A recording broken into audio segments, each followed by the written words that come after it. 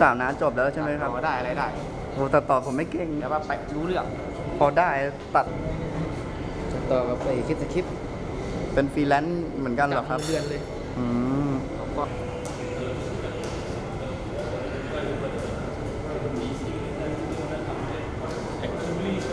Sir भोजन क्या करेंगे कर लेंगे हमें फुल सर आएंगे तो हम निकल सर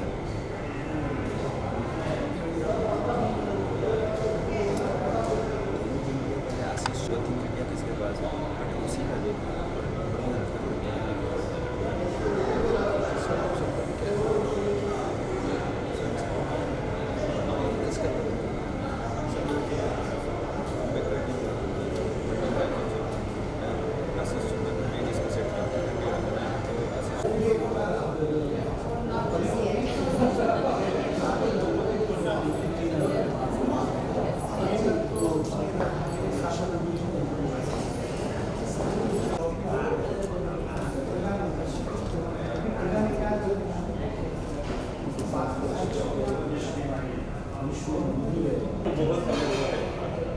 बहुत ही ज़्यादा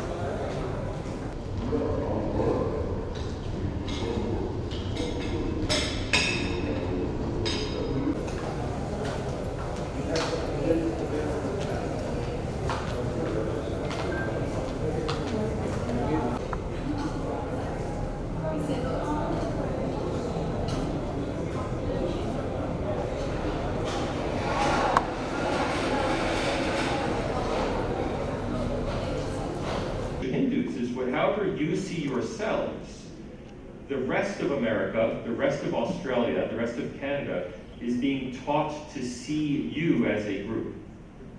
That is, whether you form a group or not, you're being vilified as a group.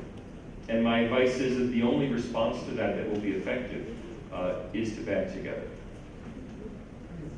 I'd like to bring up the quote that I had earlier. If you're not on the table, then you're on the menu. So the way to have a bigger say is to involve yourself more. We need more people from our community to involve in politics, involve in other leadership fields as well. But I would also like to say that as a community, we're doing pretty well. You mentioned that Hindus are what, 0.5% of the US population? Or whatever it might be, it's quite a small percentage. Yet we see people of Bharatiya origin, Hindus, doing remarkably well.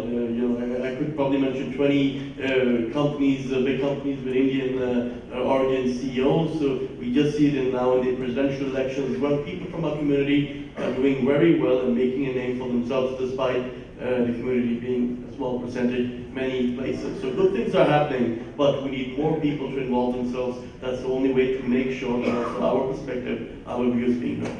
Bharat was the Bharatiya people and the other country people ruled over in Bharat. But this is not the, the source. If we have this elan in our heart, we can fight against anybody. So this is also the message. Don't think if we have majority or not.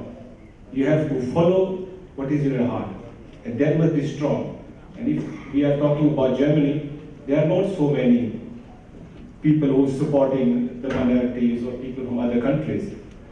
But we still have to be, at least we have to start. And I think in Germany and also in Europe, people have started enjoying the politics. Thank you. Good afternoon, Satish Sharma from the United Kingdom. So thanks for your little paper. You unveiled a lie in the United States with your recent proposition. That was the lie of the victimhood narrative. But what we faced was a political machinery which was determined to perpetuate a political narrative which was based on a lie. And this thing that Bharatias are doing so well, that's a lie. I saw the wellness of how we are doing evaporate overnight in Leicester. And ask anybody who's been in a situation where this has happened to us, and they will say it's a delusion. What do we do to get politicians to recognise that they need to look beyond these lies which are based on victimhood narratives? Thank you. No, you're a politician. You have the politician's perspective. How do you get this done? I genuinely believe there's only one thing that can remove darkness, and that's light. We have to get the correct information, lead as examples, because no matter what we say, negative campaigning works unless we can overshadow that with a positive message. There's no easy way or easy answer, even if we wanted to. But one thing is the involvement we can do ourselves. But you are all also citizens, you have your local congressmen, you have your local senators. Call them, contact them. Also make sure that they are held responsible and know what you as their voters and their members of the constituencies have of opinion in these cases. So we need to pressure those who are responsible, and we also need to involve ourselves.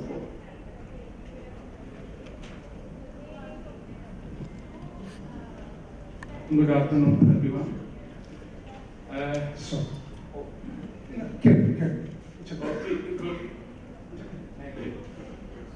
I'm not exactly sure whether I should ask the question to this panel or to our dharmacharyas or those who are in charge of our temples and religious places all over the world.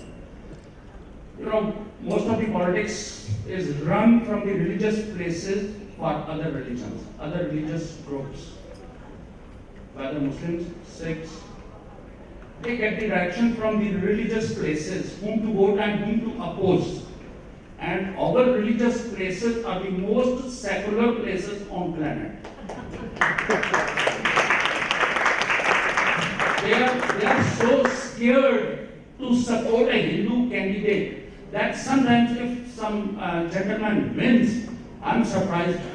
What happened? How did he win? How did he make it?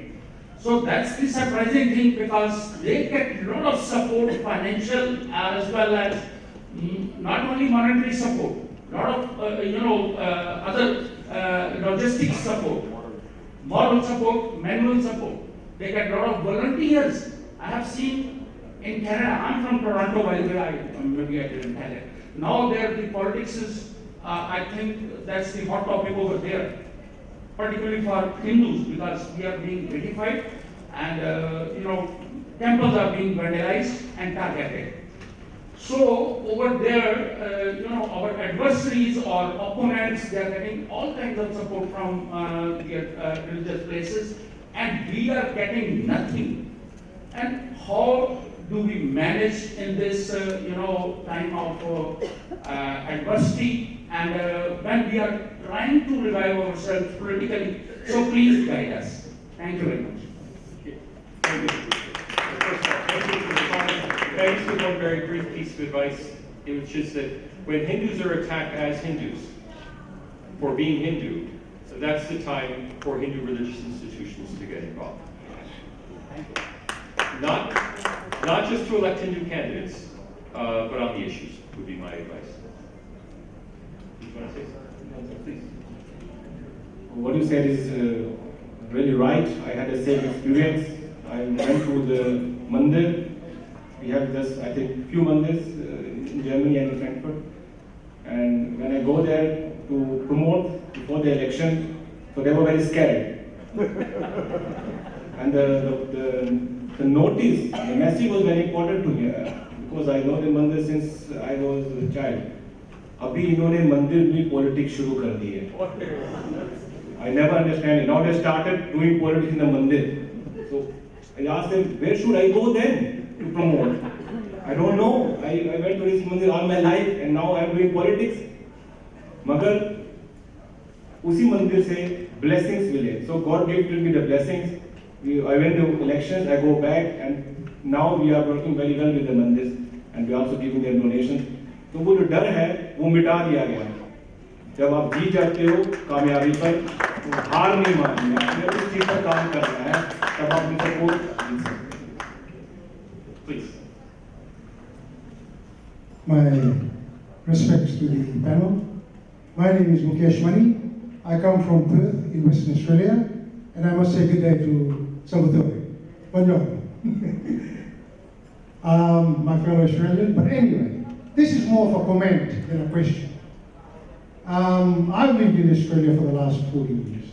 I built with my community one of the largest temples in Western Australia. I had the Western Australian government give us $1 million. I'll tell you what our problem with Hindus are. We are very docile. We are weak. Unfortunately, I said that as an Indian, as a Hindu. I have done many yatras in India. I was not born in India, I was born in a country called Fiji, which my ancestors all went.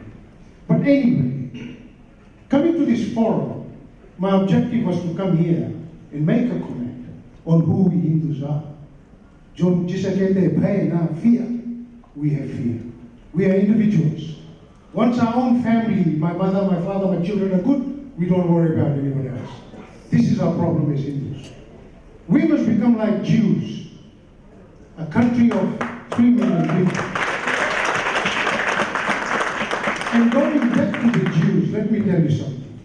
I, as a military officer, served in the Middle East in the 1980s between Gaza, Israel, Egypt, Lebanon, the Sinai, and Golan Heights. I, as an Indian, was very proud. As a Hindu, I came to Australia, I was very proud. And I have done, not without fear, many wonders in Western Australia. If you Google my name, most of you will see who I am. But this is for me to come and tell my Hindu brothers today that there is no fear. No politicians will help you. We, as a community of Hindus, must fight all adversities. It's not a lone battle. This is the united battle. And this is my message, because I've proven myself again and again that without fear, you will be feared.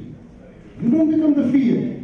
You know, we talk about Muslims, we talk about Sikhs, we talk about Christians. See the Roman Empire, all was done. Let us go to our own history. Let's look at Chanakya. How many of you have read Chanakya? Tell me. The Bharat Ityas is gone. If we can learn who we were, from Shivaji to who we are today, Hindus will never be dominated. Excuse me, do you have a question to ask? Thank you. Do you have a question to ask? No, I don't have a question at all. That was just a comment. So just on this, just make sure that you're giving these questions. This is Q&A and no speeches. The comment was well taken, and thank you very much. I would like to answer briefly on that, because you're very right.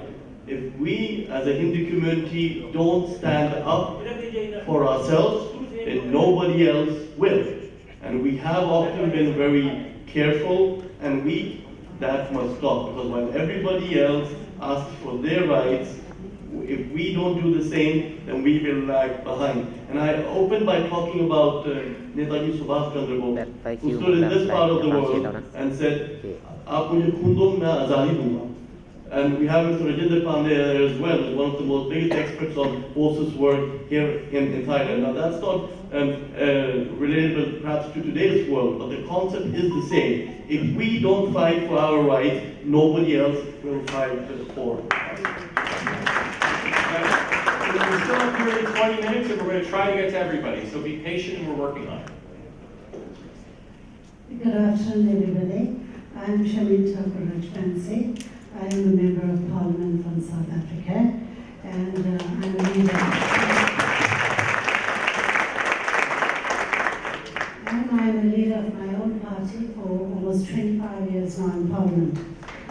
And I understand completely the predicament of my colleagues in other countries, because we have to fight very hard to promote Hindu issues, to sensitize our other parliamentarians about even the Bhagavad Gita as a book that they should be mentioning amongst other religious books.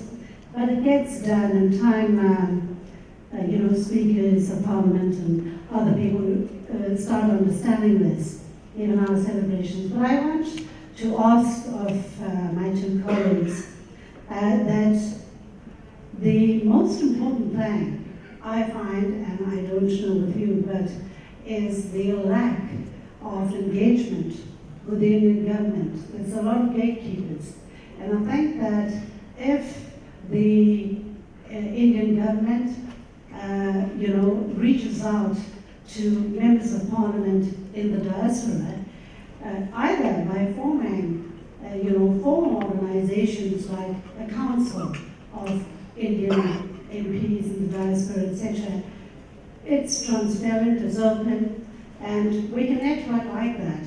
And in that way, it'll give confidence as well, not only to the communities that we serve in other countries, but also the learning and the support we then get even from the networking of organizations to organizations. And that's the only way we're going to strengthen,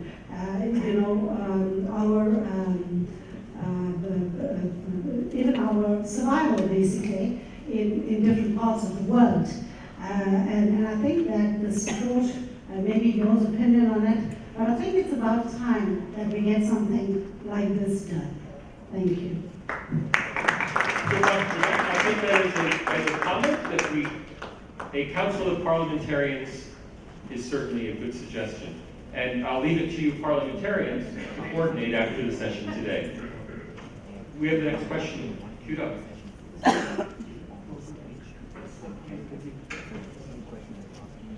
Thank you.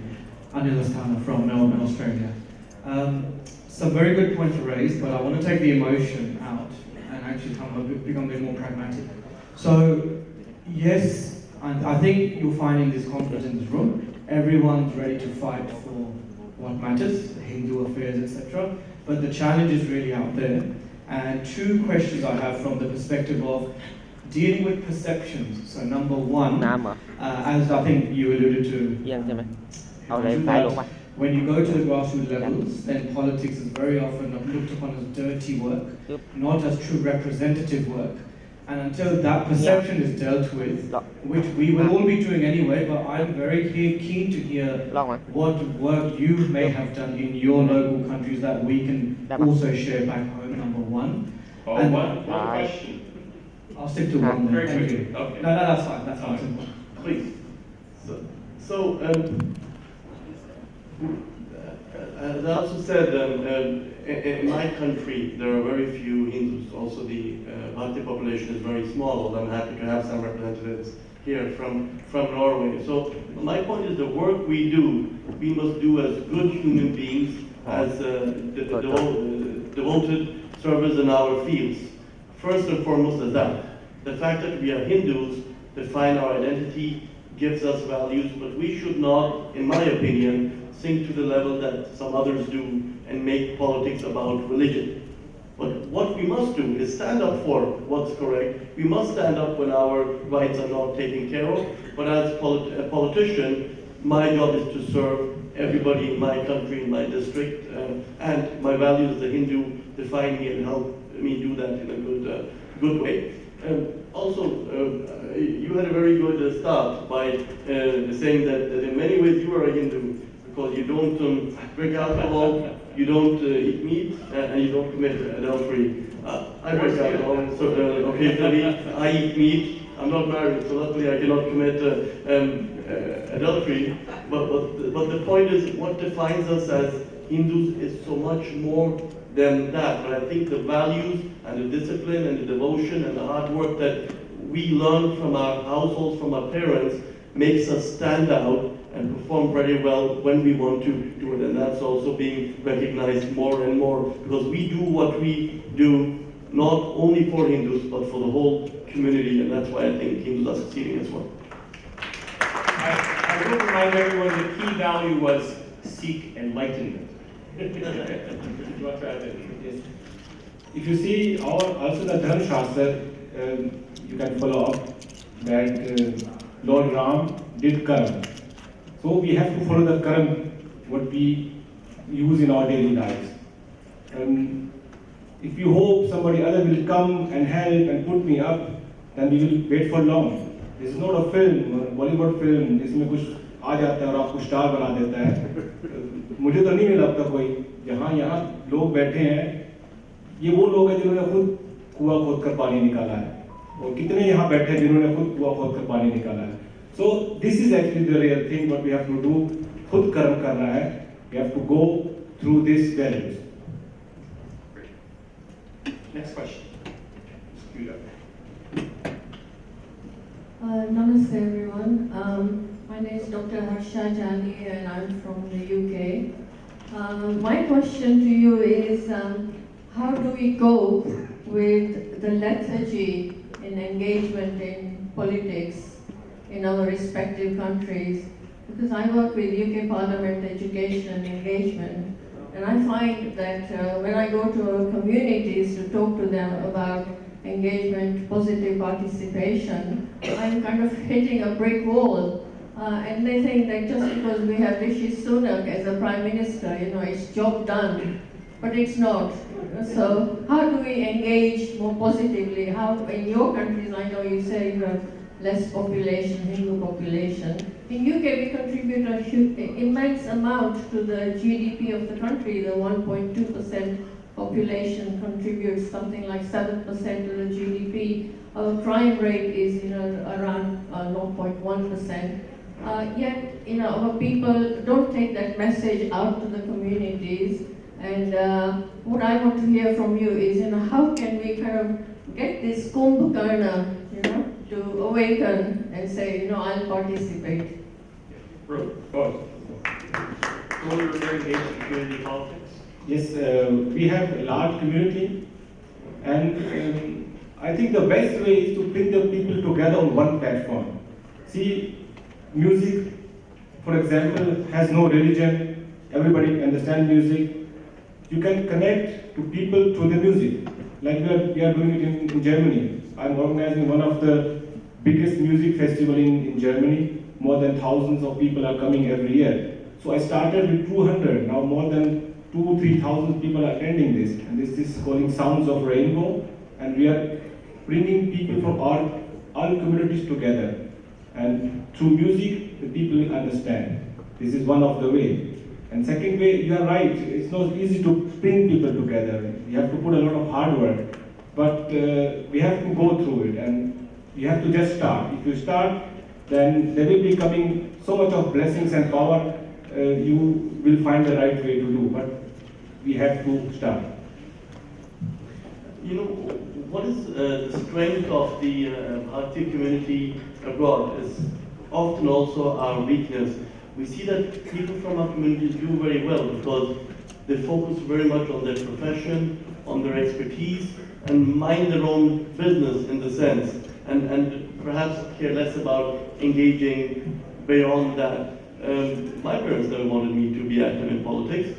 They thought it was a dirty profession, to be frank. They wanted me to be doctors like them, but we have to see the value of also engaging ourselves beyond the professions and the technical fields where we often perform very well. So I think it's about changing attitudes and getting perhaps a bit more enlightened in that field as well. That it's not only being successfully professionally that's important, but if you want to change and affect the community around you, you need a hand on the steering wheel. And that's not just politics, that's in many other positions as well. But if you don't have a hand on the steering wheel, then somebody else will pave the road there for you. We have about 10 minutes left. We're trying to get to everybody as quickly as possible. Namaste, my name is Dhananjay Bide. We all know there has been ideological subversion of India going on for, I should say, of Hindus going on for 1,000 years. And I say Hindus, not India, because 1,000 years ago there was hardly any Muslims or whatever in India. You, Professor, talked very eloquently about the absurd coalition of contradictions.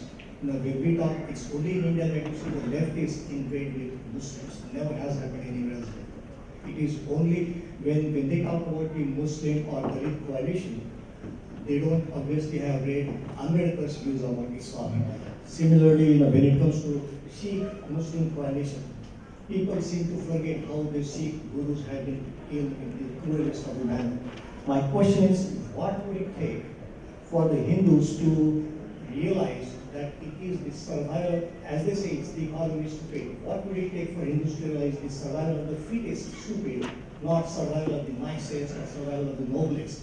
When would we learn to give it back in the same coin and talk to others in the language of their understanding? I'm not sure that the same model that worked and works in India will work in the diaspora.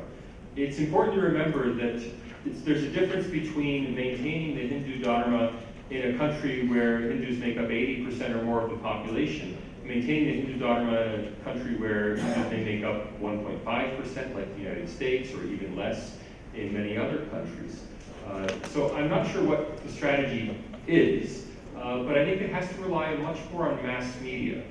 In India, the strategies rely on mass mobilization, on bringing people in, and frankly, what the RSS has done so effectively for 100 years in India, the nation-building project that has been the RSS. But I don't think that translates very well into the diaspora, where the goal really has to be to change majority opinion, and to shape majority opinion. The issue is not whether Hindus believe in themselves in the diaspora. The issue is whether the rest of the population is willing to believe slanders about Hindus. And for that, you have to get out to the mass media. That's challenging. It requires a different form of communication. But it is possible. Briefly on that, because I think our communities abroad face two types of challenges. One challenge is to improve the everyday life of the communities where we live and work, and our children also will grow up. The second is combating propaganda, which is spread as a negative force for political purposes or an agenda. That's two different things. The work we do every day in our communities should improve our lives and our communities. But when somebody comes with a political agenda or propaganda attack against us, that's when we need our organizations, our institutions, also our religious institutions, to stand up and say what's right and what's wrong. I think it's important to separate those two challenges, because they have very different ways of being dealt with. Namaste, everybody. I think the lunch has been too heavy. Can we have a better namaste? Namaste. Namaste. Namaste. That's more like it. Firstly, thank you so much for sharing your time with us, because I think time is the most precious asset, and you choose to spend some of it with us today here. The Hindu Political Conference is being conducted by the World Hindu Democratic Forum, which was conceptualized with the whole idea of vision and to have responsibility, a responsible democracy for all. Since its conception, the World Hindu Democratic Forum has conducted two conferences in New Delhi and in Chicago, where delegates and speakers from across the world attended and created the kind of momentum which we are carrying forward today. We are here today to only take that momentum forward, and I think at this point it is very important for us to reiterate why we do this. It is widely accepted that the political space is like the elephant's footprint.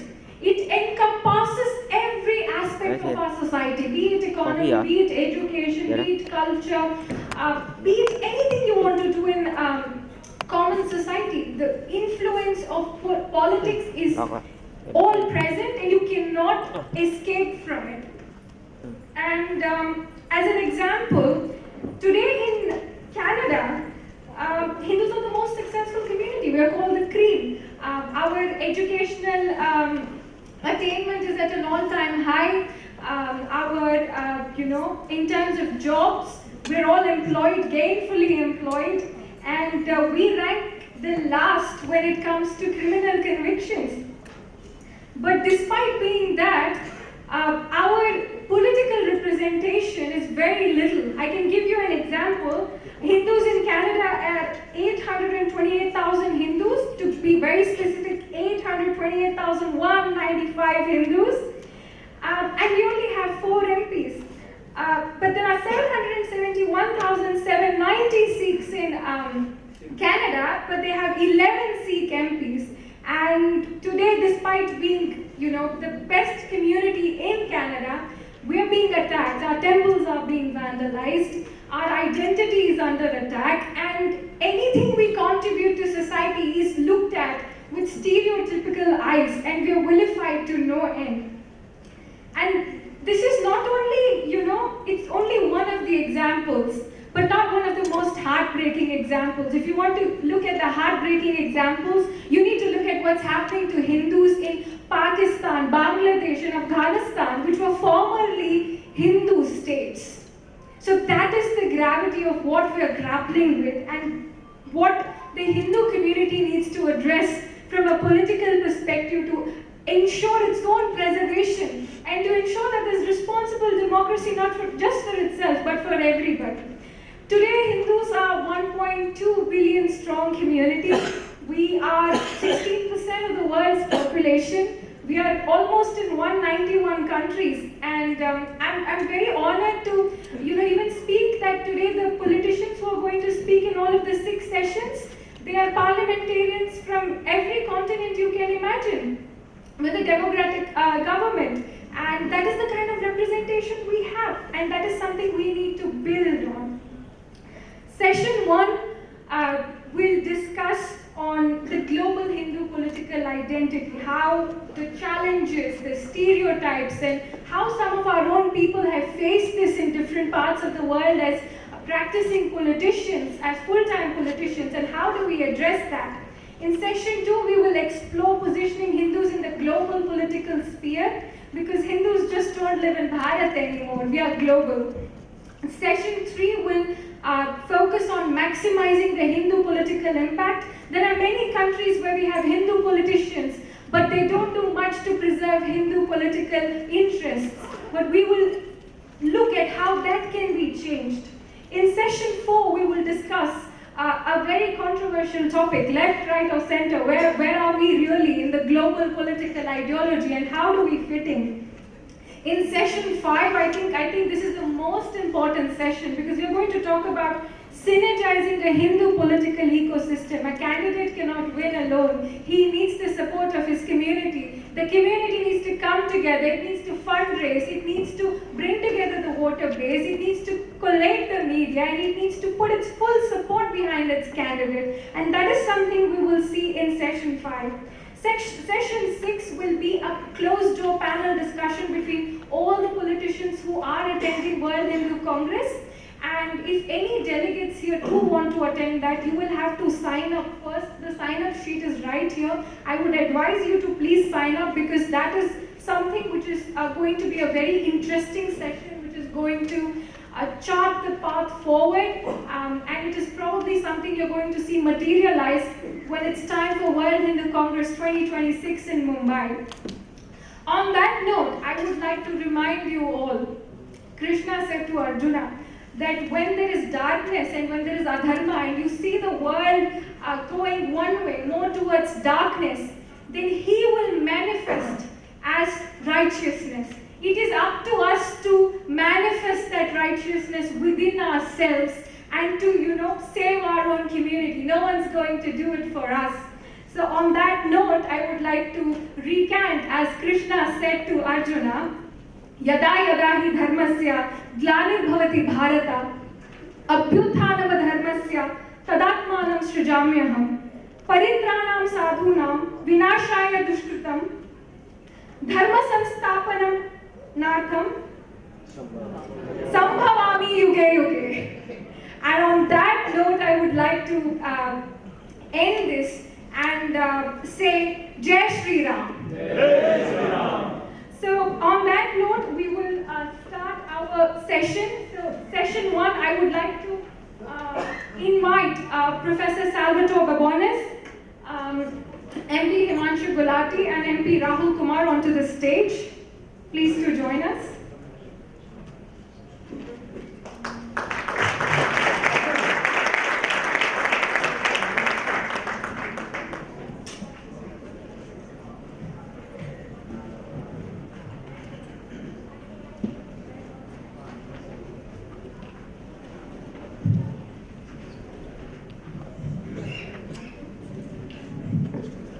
So, Professor Salvatore Bobonis is a sociologist, a political sociologist, and an associate professor at the University of Sydney.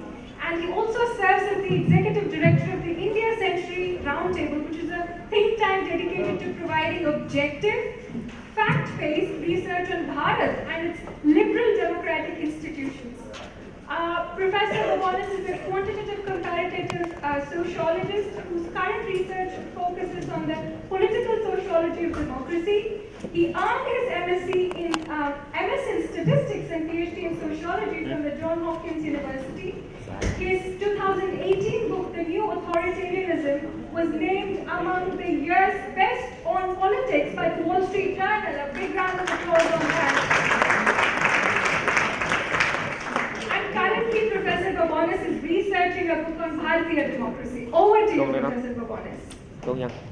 Today, my name is Salvatore Bobonis. I am not Hindu, but I do have many Hindu friends. I've also recently discovered I may be Hindu because I had the pleasure this year to visit 3 BAPS temples, and I learned that the 5 characteristics you need are: first, no alcohol. I'm a lifelong teetotaler. Second, be vegetarian. Not a problem. I've been vegetarian for 12 years. Third, no adultery. My wife makes sure of that. Or no thieving, I can handle that. And finally, seek enlightenment. And I hope all of us are here to seek enlightenment. All of us throughout our lives should be seeking enlightenment. So I think I may be more Hindu than I realize.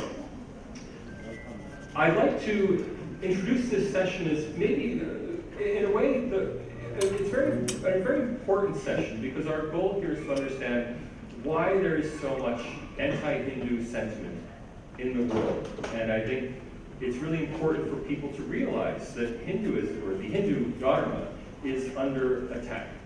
It's under attack in the United States, it's clearly under attack in many other countries, and even to some extent in India itself. We're going to hear some global perspectives on this. Together, the panel represents, in one way or another, every continent except for South America, I believe. Do we have any South American connections?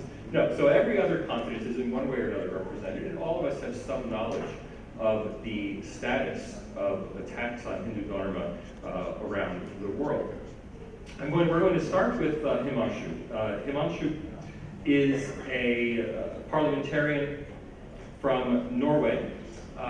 He speaks at least 3 languages, so if you want to try out his Spanish, you can go for 4. Also, he's a filmmaker, so it's great to have some artistic representation on the panel. In fact, both of my colleagues here are involved in the arts. I'm the only one who has apparently no artistic accomplishments whatsoever. Himanshu is going to talk today about the political toll of Hindu stereotypes, and I think you may even have a film for us, is that right? All right, fantastic. So Himanshu, please, the stage is yours. Namaste everyone, and thank you so much for that introduction. And let me thank by starting Rashmi and Tamila and Swami Vinananji and the whole team of the World Hindu Congress for inviting me. It's a true honor to be here. And really, just walking around and meeting so many people from all over the world, it's just a great feeling. It reminds me of how we are all one family. I also want to apologize in advance. I feel like a zombie right now. I just came off a 13-hour flight, so I might not remember half of the things I'm saying later, but I'll start by saying a little bit about myself. My name is Himanshu Gulati. I'm 35 years old. I'm a member of parliament in Norway. I've also served as a deputy minister to the Prime Minister of Norway, and I serve in the Nordic Council, which is sort of a mini EU for the Nordic countries. And let me just get the presentation going. And I want to start with this quote, because to know who we are, it's very important to know where we come from. Without knowing our past, we cannot know our future. And I think that's also part of the importance of this conference. Understand our identity, understand our cultural heritage, so we are proud of one another, that we are confident about who we are, so we can also look forward. And on that note, I want to mention the importance of Thailand for one of my heroes. Many of you might know about Netaji Subhash Chandra Bose, who's famous for his speech in Singapore on getting the Bharatiya community to fight for freedom against the colonial empire. Much of that work was in fact done in Thailand.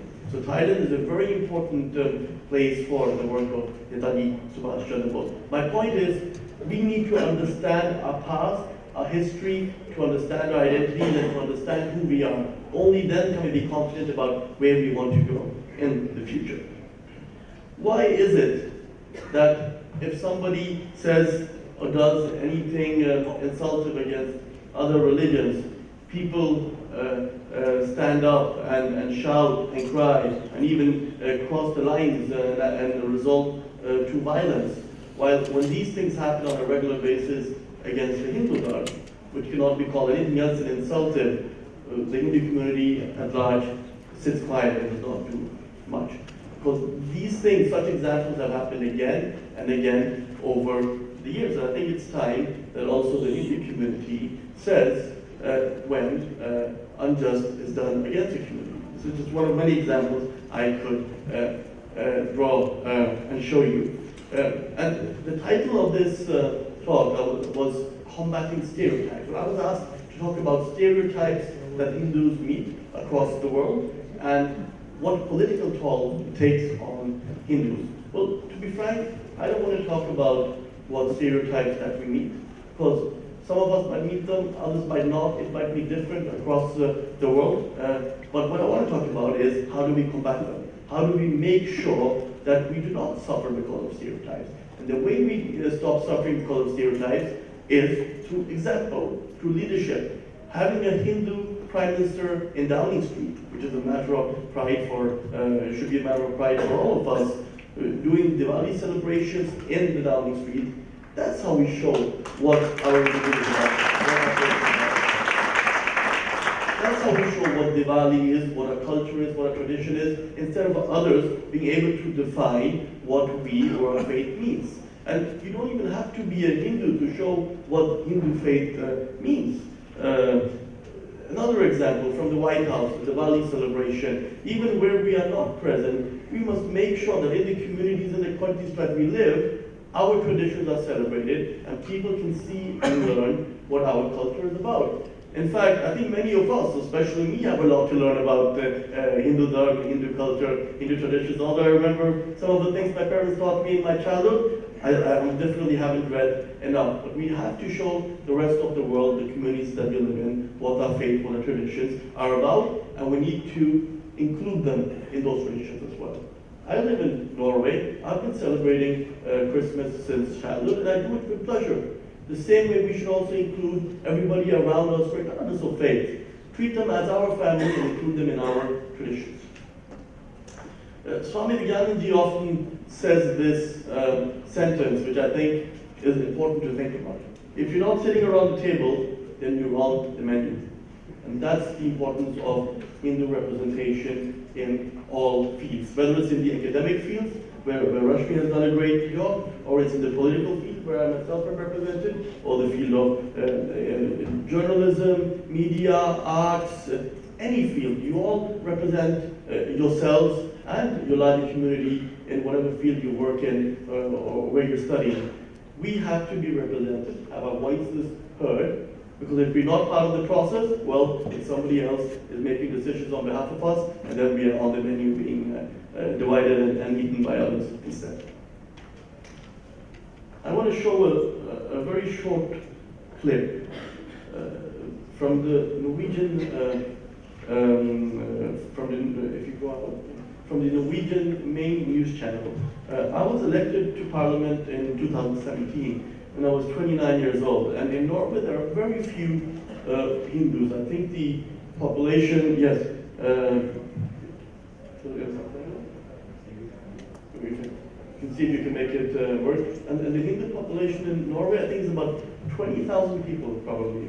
Very small population. But I made it a point, as the first Hindu in the Norwegian Parliament, to celebrate my election victory with the Hindu tradition. to show who am I and what does this mean to me. Although I come from a center-right party, I come from a party which is also tough on immigration. But I wanted to show what my culture is about. I just wanted to show what I did when I was elected. If we can get the technical thing right. Yeah. You can just play the clip, we don't really need the... I invited a Norwegian artist who's done a lot of work in India, and we had an idol celebration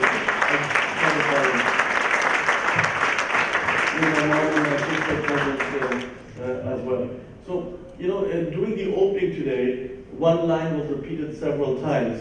Garv se kaho hum Hindu hai. Be proud of being a Hindu. Not because we want to enforce what we believe in on others, but be proud of who you are. Show who you are and show the truth and reality about who you are so that others are not allowed to define what your religion, your faith, or your culture means. I'll end with this quote by Abraham Lincoln.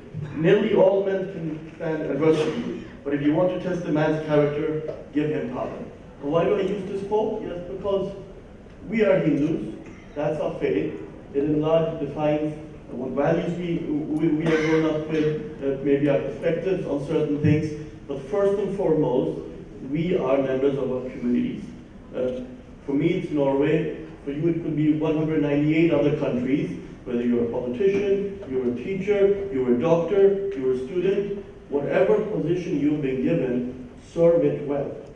That is your primary task. And then with our background, with our faith, we have certain values that we bring to the table, and Hindus are very successful in this modern world. You look at CEOs in some of the world's biggest countries, more and more political leadership across the world. In many other positions, Hindus are doing well, not because they are Hindus, but because they're doing their work well. There's something called Dharmabhumi and something called Karmabhumi. Our faith helps us get the right values. It helps us keep the discipline and devotion that our parents, our culture teaches us.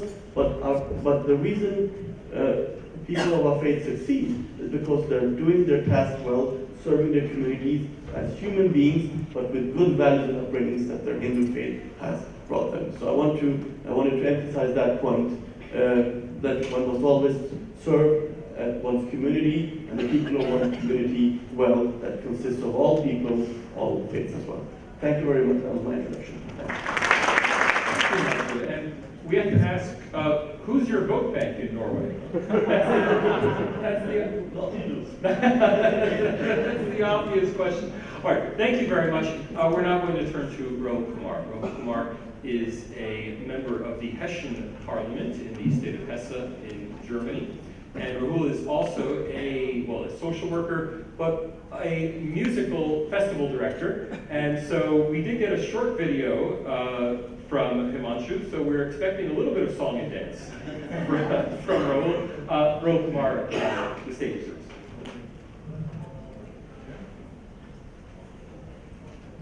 Bharat Mata Ki Jai! My name is Rahul Kumar from Germany. And today I'm very happy. I have a special message for all of you in German. Guten Tag. Schön, dass Sie alle hier sind. It means good day to all of you. Nice to have you here. Today is a great day, and I believe we all are happy to be a part of this big political conference in Bangkok. My father is basically from Haryana.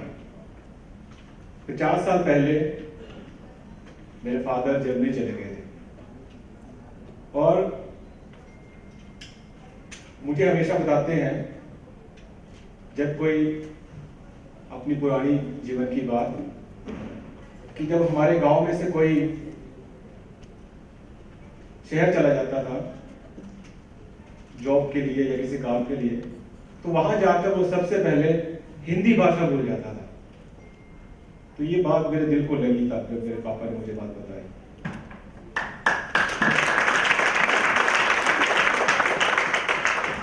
तो मेरे जीवन में अब तक काफी अद्भुत चीजें भी हुई हैं।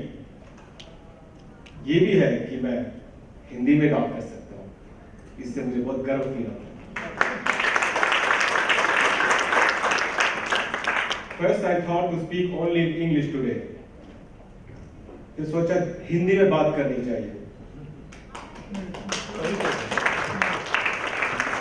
But I put 2-3 lines of English to prove that we in Germany we also understand a little bit English. मेरा जन्म भारत का है। जब मैं 9 महीने का था तो जर्मनी आ गया था, और दिल से भारतीय होने के नाते जो मुझसे बड़े हैं उम्र में, आयु में, उन सबको मैं नमस्कार और चरण वंदना करता हूं,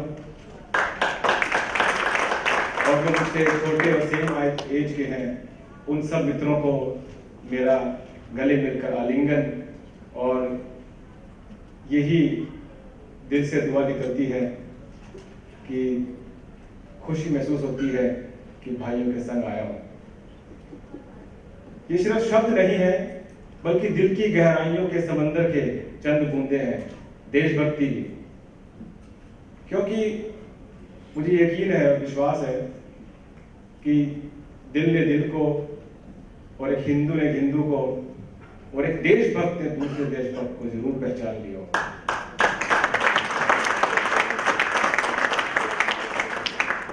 You know, in the new world, we are facing so many challenges.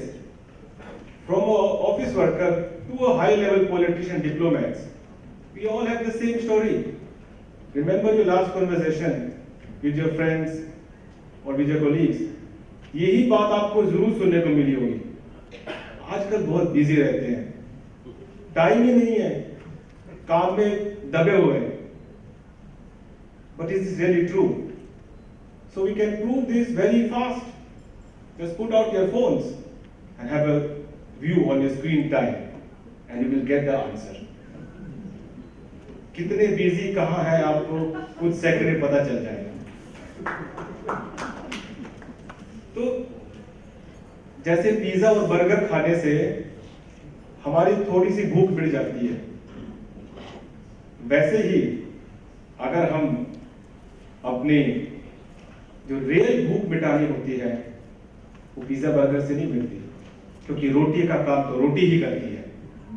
तो आज चाहे हम विदेश में रहते हैं, वहां पर अपना काम करते हैं, मगर हमारी पहचान, हमारा दिल, हमारी विचारधारा हमेशा अपने भारत देश की तरफ है और उसी की तरफ रहेगी। क्योंकि पिज्जा बर्गर खाने से वो जो संतुष्टि है जो रियल वाली वो पूरी नहीं होती। हम खा लेते हैं और फिर भी सोचते हैं कि पूरा संतुष्ट नहीं हुआ हूं मैं, कुछ रह गया है। तो इसीलिए हमें उस तरफ जाना चाहिए जिस तरह पूरी संतुष्टि मिले।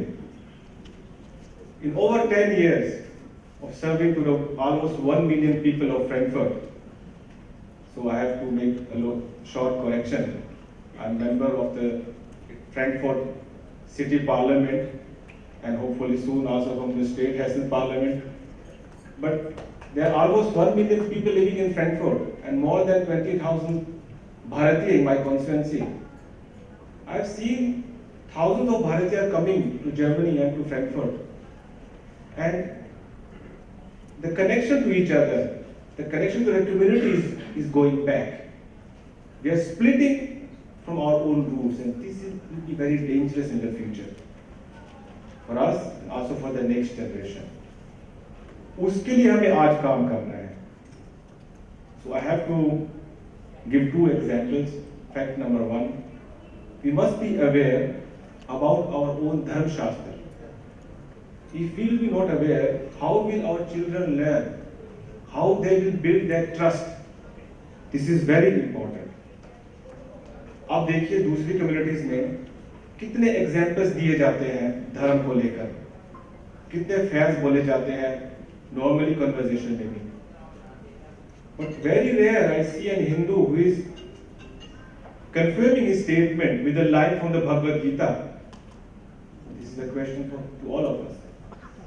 We must implement this to give the trust to other people so they also know our culture and religion. हमारे वेद शास्त्रों में सब प्रश्नों के उत्तर हैं, सिर्फ ध्यान देने की जरूरत है। अगर हम अपने घर में महाभारत या रामायण देखेंगे तो अपने बच्चों को बताने की जरूरत नहीं है इज्जत, मान, मर्यादा, देशभक्ति, रिस्पेक्ट क्या चीज होती है। They will learn by seeing and they will implement this in their daily life. I want to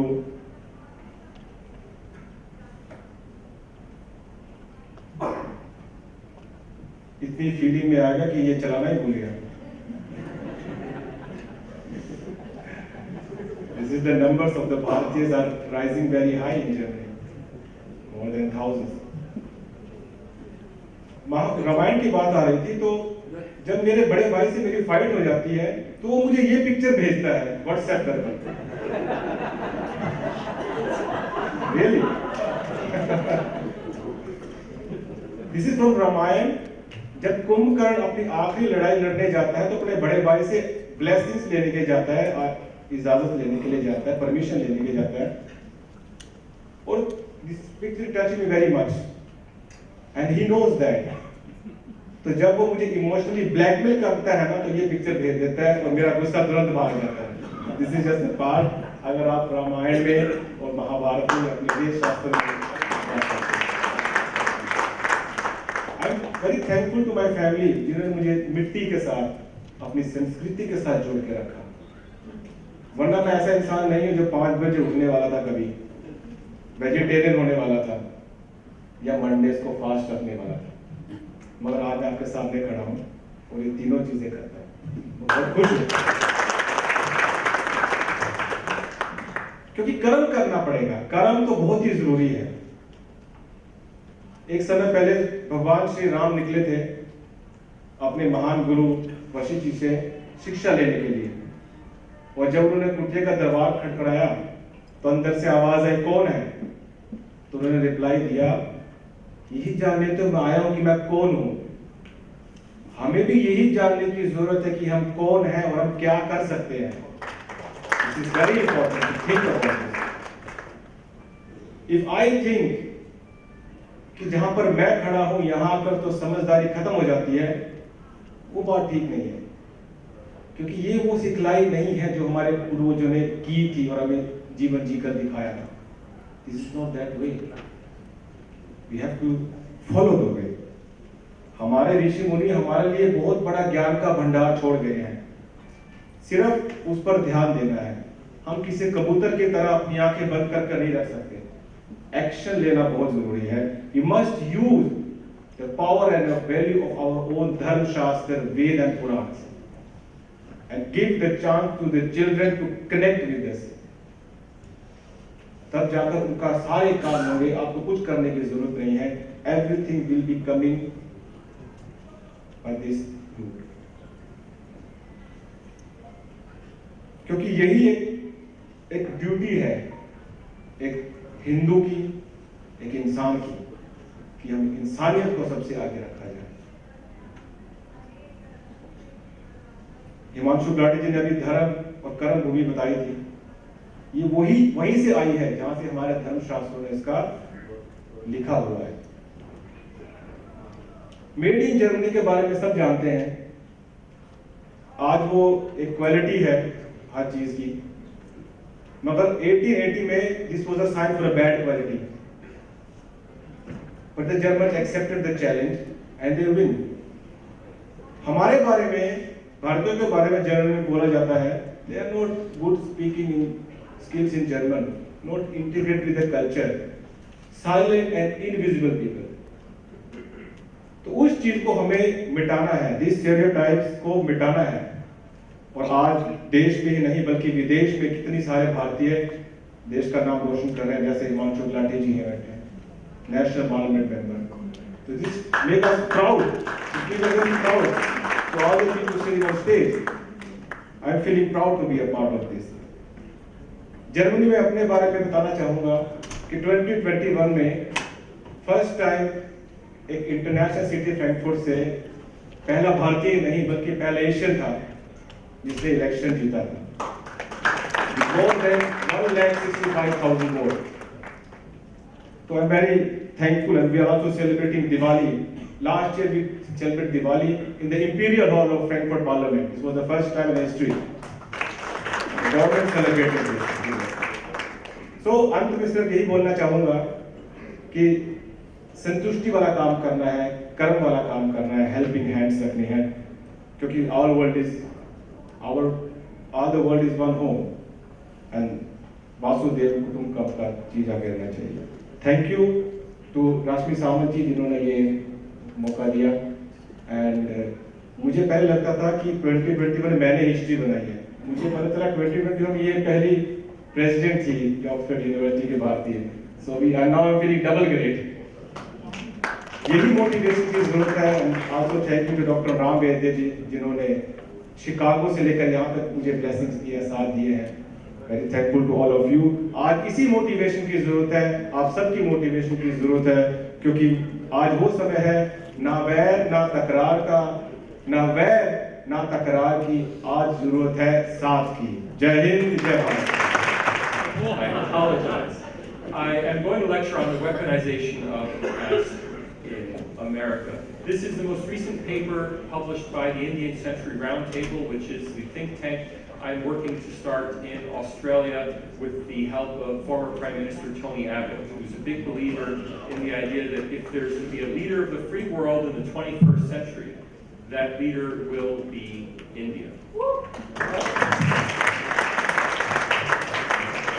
So you can get the paper on our website at indiancentury.org or look at my Twitter. You can find it there for the full paper.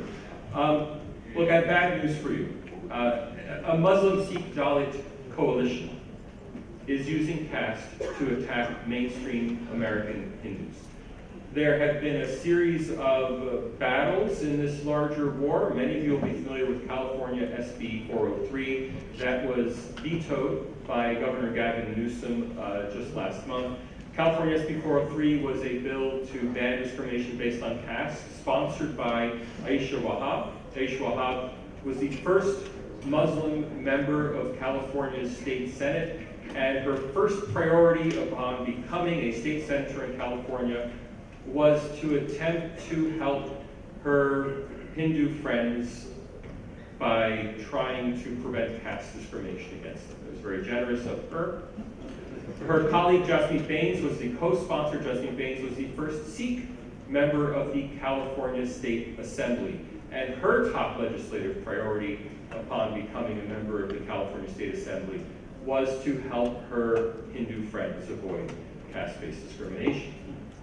In Seattle, the city council did pass an ordinance banning discrimination based on caste that was sponsored by a Hindu-American, Kashama Sowan. You also will have heard of cases against Cisco Systems and the BAPS temple in Robbinsville. You may not have heard that at elite universities around the United States, so Brandeis, Harvard, Brown, Columbia, also in the California State University systems, there have been efforts to put various regulations banning caste-based discrimination in place. All of these efforts seek to define quote-unquote caste in terms of discrimination against Dalits. Now, Dalit, I don't have to educate you, is not a caste. There is a bait and switch here. A bait and switch is that people are drawn in with one idea and then it's switched to another. So banning caste-based discrimination, all of us agree with. Nobody believes in caste-based discrimination in the 21st century. In fact, most Hindus have not believed in caste-based discrimination since at least the 19th century. Many of you represent Hindu faith-based denominations that have been working to eliminate discrimination based on caste for more than a century. Yet we do know that Dalits face disadvantage in India. And so the Dalit cause has been substituted with caste. The prime mover in all these efforts is an organization called Equality Labs, led by a Dalit American, Tenmoji Sundararajan. Sundararajan is a very committed Ambedkarite. This organization is supported financially, according to its own records, by the Indian American Muslim Council and the Sikh American Legal Defense Fund. If you go through the list of other organizations that support these anti-caste discrimination efforts, almost all of them are Muslim, Sikh, or radical left-wing organizations. Now I want to be clear, These are Muslim and Sikh organizations. These are not quote-unquote Muslims and Sikhs, which is to say a Sikh organization does not necessarily represent the attitudes of American Sikhs. A Muslim organization does not necessarily represent the attitudes of American Muslims. Equality Labs promotes a strongly anti-Hindu agenda focused on what they call caste apartheid. According to Equality Labs, it's, quote, "It's important to understand that religious identity in South Asian American communities can be closely linked with caste. This is because many non-Hindu religious traditions in the subcontinent emerged as a challenge to caste, including Buddhism, Sikhism, Jainism, and Brahmadasya faiths. That's because they're supported specifically by Brahmadasya Sikh Gurdwaras, not by other Sikh Gurdwaras. Many Christian and Muslim South Asians also converted to these faiths to a state caste. Those assertions have been made. I'm not sure that any of them are true, except perhaps the claim about Buddhism and Ambedkar. The rest of them are very questionable. However, since many of these organizations have supported her organization, the claim is made. This Muslim Sikh Dalit campaign to ban caste-based discrimination, I must stress, is not based on actual caste-based discrimination. In fact, SB 403 in California was vetoed by California Governor Gavin Newsom precisely because discrimination based on caste is already prohibited under California law. In fact, you might notice that Cisco Systems caste case is based on California civil rights law, and SB 403 doesn't yet exist, which means that these laws are purely symbolic, which is to say, they're not actually attempting to outlaw discrimination based on caste. Even if they were, there are very few Dalits in America. The few Dalits who actually are in America represent a tiny elite minority. Of course, many Dalits face serious disadvantage in India and in other countries. But in the United States, there are probably around 20 to 25,000 total Dalits in America, most of them either medical doctors or engineers or graduate students at top universities. According to Equality Lab's own survey, now this is not a representative survey, I wouldn't recommend you trust its results, but even Equality Labs, the organization that is trying to promote the idea that Dalits face serious discrimination in the United States, 80% of their own respondents either have or are studying for postgraduate degrees. Now they claim that 2/3 of Dalits in America face employment discrimination, in light of the fact that it's only around 1 to 2%, fewer than 2% of Americans are even of Indian origin. Well, the idea that 2/3 of Dalits, even if every Dalit in America who has a Hindu boss faces discrimination, what percentage of Dalits could possibly have Hindu bosses when Hindus only make up 1.5% of the American population? Instead of focusing on American Dalits, because American Dalits are, well, that's wrong because I have my timer right here. American Dalits, rather than focusing on American Dalits, who are a highly elite group, the Muslim Sikh Dalit Coalition routinely shifts the focus to Dalits in Asia.